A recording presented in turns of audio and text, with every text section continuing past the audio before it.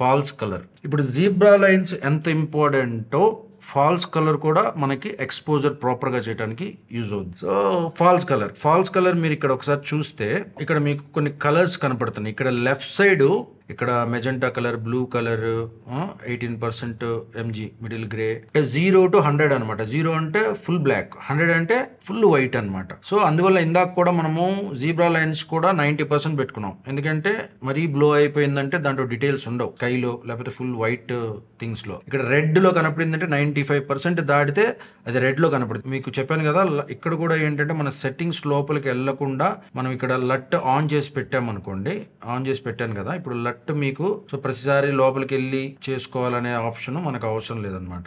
లట్ కావాలా, ఎనేబుల్ చేసుకోవాలా, ఆఫ్ చేసుకోవాలా, ఆన్ చేసుకోవాలనేది ఇక్కడ కూడా చేసుకోవచ్చు.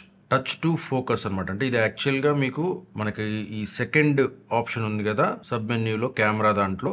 సో దాంట్లోకి వెళ్ళాలి. ఇక్కడ ఏంటంటే మనము సో ఇక్కడ మనకి ఆటో బ్లూ కలర్లో ఉంటే అది ఆటోలో ఉన్నట్టు, బ్లూ కలర్లో లేదు అనుకున్నప్పుడు మాన్యువల్గా ఉన్నట్టు అనమాట. అది కిందకు వస్తే 3 కొండల్లా కనబడుతున్నాయి కదా, అదేంటంటే మనకి ర్యాక్ ఫోకస్ అనమాట. అంటే మీరు ఆల్రెడీ సెట్ చేసుకోవచ్చు ఒక point, first focus, second focus కి అలాగా 3 పాయింట్స్ ఆప్షన్స్ మనకు ఉంటాయి. సబ్జెక్ట్ని ట్యాప్ చేశాను,